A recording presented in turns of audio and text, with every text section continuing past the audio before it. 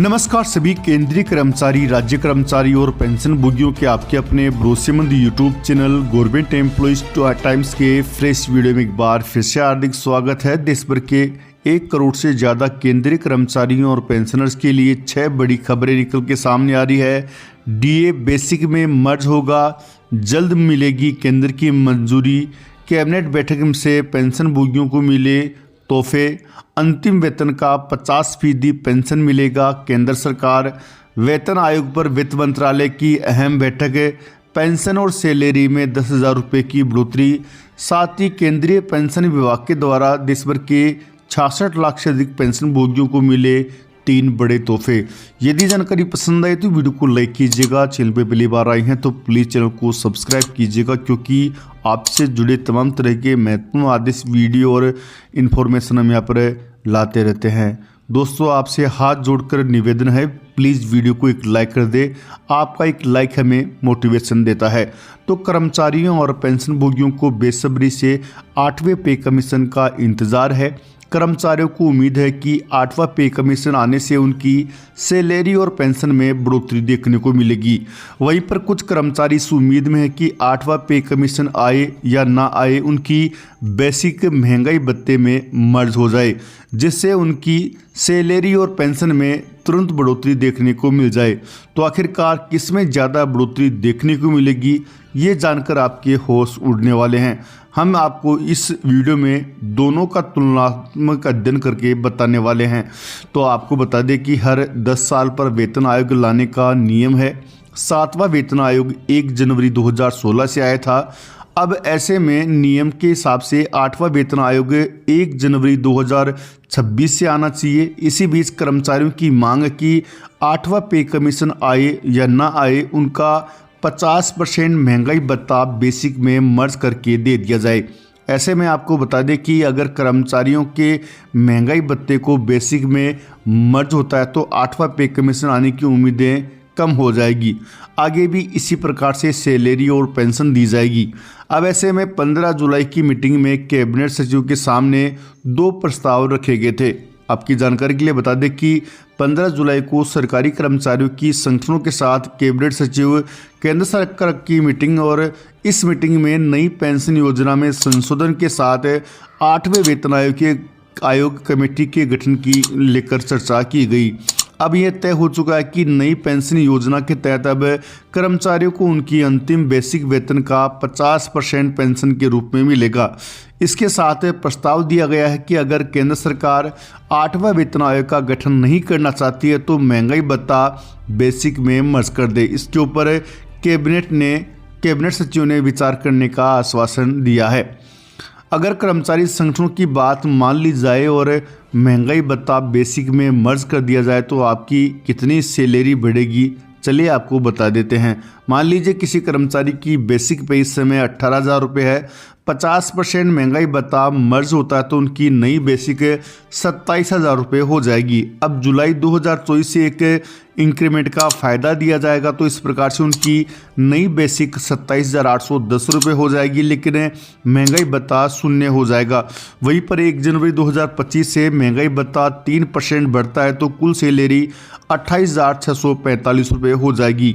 वहीं पे जुलाई 25 से एक इंक्रीमेंट और लगेगा और महंगाई भत्ता 6% हो जाएगा, तो इस प्रकार से महंगाई भत्ता और बेसिक को जोड़कर 30,370 रुपये इतनी सैलरी कर्मचारी के खाते में आएगी। इस प्रकार 1 जनवरी 2026 से आपकी कुल सैलरी महंगाई भत्ता और बेसिक को जोड़कर 31,230 रुपये हो जाएगी। अब बात कर लेते हैं, अगर महंगाई भत्ता मर्ज नहीं होता है तो जिस प्रकार से सैलरी मिल रही है उसी प्रकार आगे भी ऐसे मिलती रहेगी।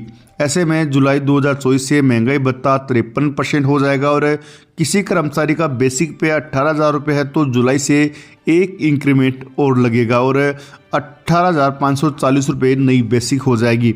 इसके ऊपर महंगाई भत्ता जोड़ दिया जाएगा। इस प्रकार महंगाई भत्ता प्लस बेसिक जोड़कर 28,370 रुपये सैलरी पाएंगे। जनवरी 25 से महंगाई भत्ता 56% हो जाता है तो बेसिक और महंगाई भत्ता जोड़कर 28,925 रुपये सैलरी हो जाएगी। वहीं जुलाई 25 में एक इंक्रीमेंट और लगेगा और 19,100 रुपये नई बेसिक हो जाएगी। अब इसके ऊपर 59% महंगाई भत्ता जोड़ा जाए तो कुल 30,370 रुपये सैलरी होगी। अब 31 दिसंबर 2025 की बेसिक और महंगाई भत्ते को जोड़कर नई बेसिक तय किया जाएगा और उसके ऊपर न्यूनतम फिटमेंट फैक्टर 1.92 से गुणा करने पर नई बेसिक 8वें वेतन आयोग के हिसाब से तय की जाएगी। इस प्रकार से 30,370 गुणा 1.92 बराबर 58,400 रुपये होगा। इस प्रकार महंगाई भत्ता बेसिक में मर्ज करने पर 1 जनवरी 2026 की सैलरी 31,230 रुपये, वहीं 8वें पे कमीशन में सैलरी 58,400 रुपये होती है। इस प्रकार दोनों के तुलनात्मक अध्ययन किया जाए तो 8वां पे कमीशन आने से सैलरी में अच्छी बढ़ोतरी देखने को मिल रही है। इसलिए हमें 8वें पे कमीशन की मांग पूरे जोर शोर से सरकार से करनी चाहिए। वहीं आपको जानकारी के लिए बता दें कि लाखों पेंशनर्स के लिए अच्छी खबर निकल के सामने आई है। पेंशन विभाग की तरफ से एक आदेश जारी हुआ है जिसके बाद में देश भर के हजारों पेंशनर्स की पेंशन में बढ़ोतरी देखने को मिलेगी। तो सबसे पहले बात कर लेते हैं OROP 3 की। तो आपको जानकारी के लिए बता दें कि OROP 3 पेंशन टेबल आदेश जारी हो गए हैं और सिपाही से मेजर तक की सबकी पेंशन में ज़बरदस्त बढ़ोतरी देखने को मिलेगी। वन रैंक वन पेंशन योजना सुरक्षा बलों के कर्मियों और उनके परिवारों के लिए एक महत्वपूर्ण पेंशन योजना है। इस योजना का मुख्य उद्देश्य यह सुनिश्चित करना है कि एक ही रैंक और समान सेवा अवधि वाले पेंशनधारकों को समान पेंशन मिले, चाहे उनकी सेवानिवृत्ति का वर्ष कोई भी हो। OROP 3 पेंशन टेबल को लेकर DESW की तरफ से एक आदेश जारी किया गया है। इस आदेश में 1 जुलाई 2024 से लागू होने वाले OROP योजना के संशोधनों का वर्णन किया गया है। वहीं आपको जानकारी के लिए बता दें कि एक और पेंशन को लेकर भी बड़ी खबर निकल के सामने आ रही है। वो खबर ये कि पेंशनधारकों के लिए खुशखबरी है। 20% बढ़ी हुई अतिरिक्त पेंशन पाने के लिए अब 80 साल की जरूरत नहीं है। हाईकोर्ट के द्वारा बड़ा फैसला दिया गया है। जैसे ही पेंशनर से 79 वर्ष की उम्र में प्रवेश करेगा वैसे ही उसकी पेंशन में बढ़ोतरी कर दी जाएगी और एडिशनल पेंशन के रूप में 20% अतिरिक्त पेंशन दी जाएगी। वहीं पुरानी पेंशन बहाली को लेकर बड़ी खबर निकल के सामने आ रही है। जल्द केंद्रीय कर्मचारियों को NPS के तहत ही संशोधित अंतिम वेतन का 50% पेंशन के रूप में केंद्र सरकार के द्वारा दिया जा सकता है।